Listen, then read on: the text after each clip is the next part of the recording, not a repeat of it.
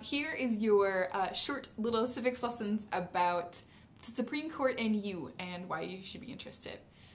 So first things first, the Supreme Court is made up of 9 justices, and those 9 justices are the last say when it comes to the legal system.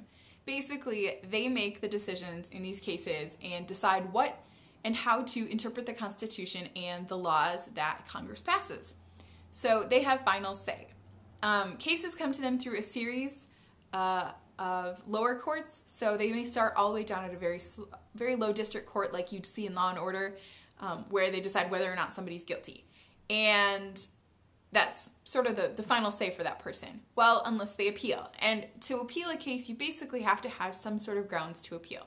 Usually that has something to do with some sort of injustice that's been done, whether it be Miranda rights being violated, or they searched your car, or they used evidence they weren't supposed to use, or they gave the wrong instructions to a jury, something like that. That's usually how a criminal case gets appealed. So if, let's say, I get arrested and I get convicted, but I realize later that my Miranda rights weren't read to me, I can appeal on the grounds that my rights were violated. So once it goes to that next level, once that appeal court hears it, it's not really about whether or not I'm guilty anymore. It's really about whether or not my rights have been violated. And that's where things start to change. And that's where it gets exciting. Because by the time cases get to the Supreme Court, usually they are no longer really about guilt of a person or guilt of a corporation at that point. It's coming down to interpreting a law and how that law should be followed, or how it should be enforced, depending on the side of the case you're on. So that's what they decide. Because there's only 9 people on the Supreme Court, it only takes 5 to win. A little bit about who's on the court. So right now there are 9 members of the court. And what happens is those people are appointed by the president to the court and have to be okayed by the Senate. There are quite a few people that have been appointed, nominated, but don't make it through the okay process. And it can be quite a big deal. In fact, actually, if you keep your eyes open, you might see one of those really soon, because Justice Stevens actually just announced today that he's going to retire, which means Barack Obama gets to nominate his 2nd justice to the Supreme Court, which is kind of a big deal because in the 8 years that Bush was president, he only nominated 2, and in the 8 years that Clinton was president, he only nominated 2. So for Barack Obama to be able to nominate 2 this early in his presidency, kind of a big deal. And the reason that is because once you're appointed to the Supreme Court, you're there for life. So you're either there until you die or until you retire. So in this case, Justice Stevens is retiring. So that's something to look forward to. So what happens is basically they hear the argument and the lawyers get like 30 minutes to argue in front of the judge and say, okay, here's the deal. This is why you should agree with me, or this is why you shouldn't agree with me. And in those 30 minutes, the justices, just like you can on Law and Order, can interrupt at any time with questions.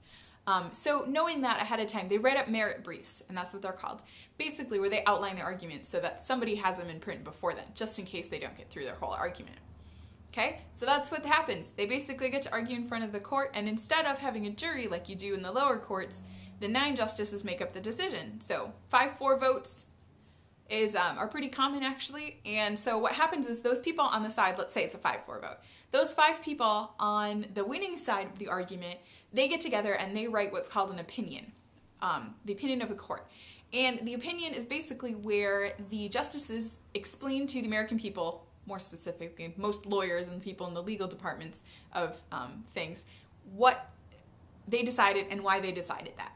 Same thing goes for those 4 people on the other side. They write what's called a dissent, and they argue why they disagreed with the 5 other justices, or however many other justices decided the majority. So you get a majority opinion, also called the opinion, and the minority opinion, which is often called the dissent because they disagree. Basically, those are your 2 documents that are pretty important. And you may be wondering, why do you care about the Supreme Court, and what should it matter to you? One really great example is actually coming out this year, and it's a case with the NFL and this company called American Needle. Now, American Needle is this little company, and they basically want to make ball caps with an embroidery thing on it for one of the NFL teams. But the NFL already has a contract with Reebok for all of its teams.